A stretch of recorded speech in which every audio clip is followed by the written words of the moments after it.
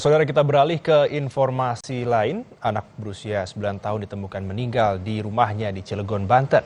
Korban merupakan anak dari anggota Dewan Pakar Partai Keadilan Sejahtera Kota Cilegon, Maman Suherman. Kejadian bermula saat ayah korban menerima telepon dari anak keduanya yang terdengar panik dan meminta pertolongan. Maman Suherman langsung bergegas pulang dan menemukan anaknya dalam kondisi tewas.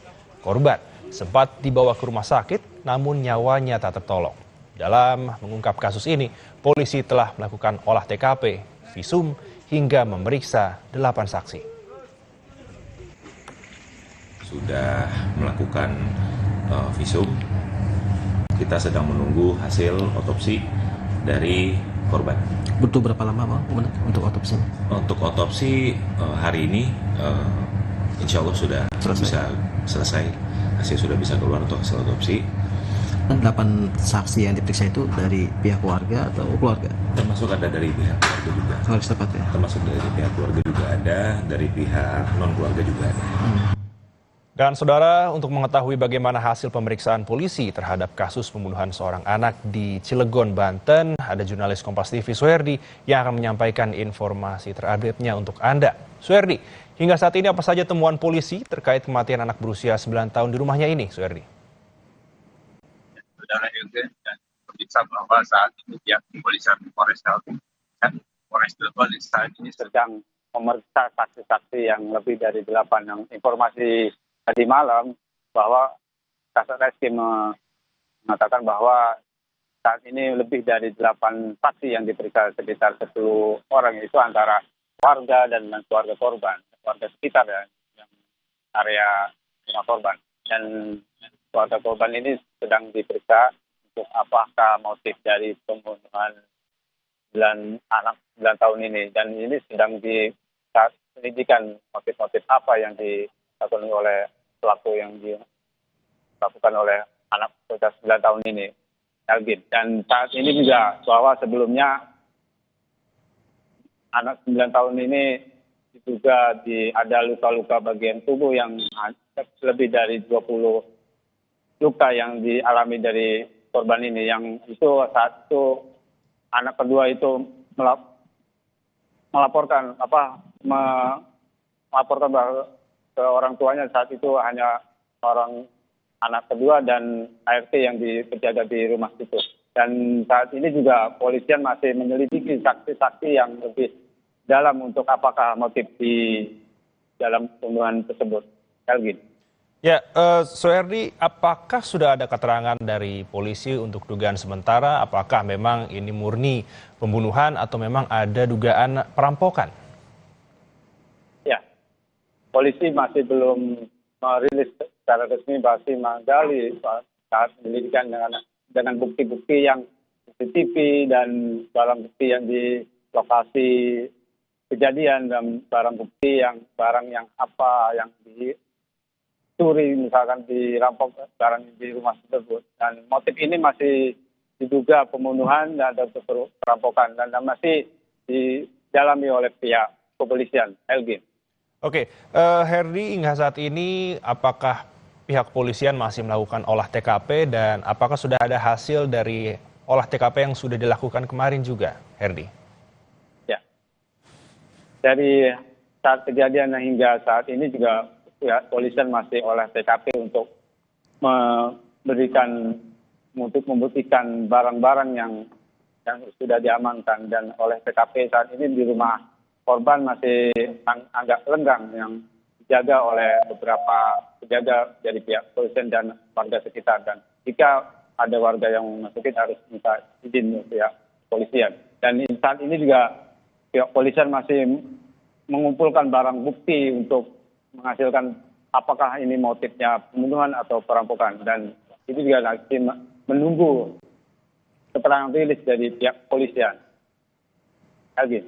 Baik, terima kasih untuk informasinya, Suherdi. Selamat bertugas kembali. Kita ke sorotan lain, Saudara. Polda Metro Jaya membongkar tempat aborsi ilegal di sebuah apartemen di Jakarta Timur. Total ada 361 pasien selama 3 tahun beroperasi. Penyidik Polda Metro Jaya menggerebek sebuah unit apartemen di Jakarta Timur yang diduga sebagai tempat aborsi ilegal. Praktek aborsi ilegal ini terjadi sejak 2022, saudara. Modus pelaku menjalankan praktek aborsi ilegal ditawarkan melalui website. Polisi menangkap 6 tersangka dan menyita sejumlah barang bukti, termasuk alat-alat praktik aborsi. Data tersebut, kami menemukan nama-nama pasien sebanyak 361 pasien. Tentu ini masih kami lakukan pendalaman apakah 361 ini benar melakukan aborsi di praktek aborsi ilegal tersebut atau tidak, ini sedang berproses. Terhadap tersangka, ya kami menjerat dengan Undang-Undang Kesehatan, yaitu Undang-Undang Nomor 17 Tahun 2023, yaitu Pasal 60, Pasal 427, yaitu setiap orang ataupun perempuan yang melakukan aborsi tidak sesuai dengan kriteria yang dikecualikan, sebagaimana dimaksud Pasal 60, ancamannya 4 tahun, termasuk juga Pasal 428, yaitu orang yang melakukan aborsi tidak sesuai dengan ketentuan, baik itu atas seizin perempuan, itu ancaman hukumannya 5 tahun, maupun tidak seizin perempuan tersebut yang ancaman hukumannya 12 tahun. Saudara, 15 warga negara asing asal Tiongkok dilaporkan ke polisi karena diduga menganiaya 5 personel TNI dan warga sipil. Dugaan penganiayaan terjadi di area tambang perusahaan tambang emas di Ketapang, Kalimantan Barat.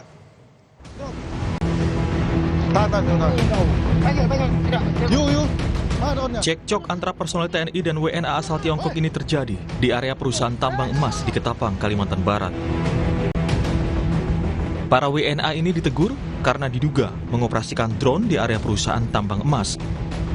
Saat prajurit TNI mengambil keterangan dari 4 WNA, tiba-tiba muncul 11 orang WNA lainnya menyerang TNI menggunakan senjata tajam dan airsoft gun.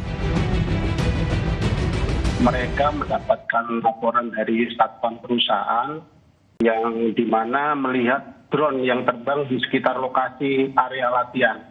Kemudian 4 prajurit tersebut mendatangi lokasi, kemudian ternyata melihat dan menemukan ada 4 orang WNA yang mengendalikan, melaksanakan komunikasi dalam bahasa Inggris, tapi mungkin karena ada kendala bahasa, kemudian mereka mengeluarkan parang, kemudian mencoba mendekati dan berbuat hal yang tidak diinginkan, maka anggota kita mengambil langkah taktis, kemudian mundur ke arah area perusahaan. Atas tindakan ini, perusahaan tambang emas PT Sultan Rafli Mandiri melaporkan 15 warga negara asing asal Tiongkok ke Polda Kalimantan Barat. Anggota Komisi 1 DPR, fraksi PKB, Samsur Rizal meminta aparat penegak hukum mengambil tindakan tegas terhadap WNA yang berulah. Selain itu, perlu ada penambahan syarat kompetensi dalam penerbitan kartu izin tinggal terbatas bagi tenaga kerja asing yang bekerja di Indonesia. Kita minta kepada TNI, kepada Dirjen, kemudian kepada Kemenlu, dan kepada Kementerian Imigrasi itu untuk memperketat prosesnya, termasuk izin tenaga kerja yang masuk ke Indonesia itu pada sektor-sektor tertentu itu tidak boleh lagi ada tenaga kerja yang tidak memiliki kualifikasi dan kompetensi yang jelas, skill yang jelas. Karena skill dan kompetensi itu biasanya berkaitan dengan attitude. Jangan-jangan mereka ini juga tenaga buruh yang tidak memiliki kualifikasi teknis yang kita butuhkan. Sehingga mereka juga tidak memiliki pengendalian diri dan tidak mengerti. Motif para WNA menerbangkan drone di area perusahaan tambang masih diselidiki. Saat ini kasus penganiayaan anggota TNI oleh 15 WNA Tiongkok telah diambil alih oleh Mabes TNI karena berkaitan dengan warga sipil negara asing. Sucia Lucinda, Samsul Hadri, Kompas TV Ketapang, Kalimantan Barat. Informasi usai jeda, saudara.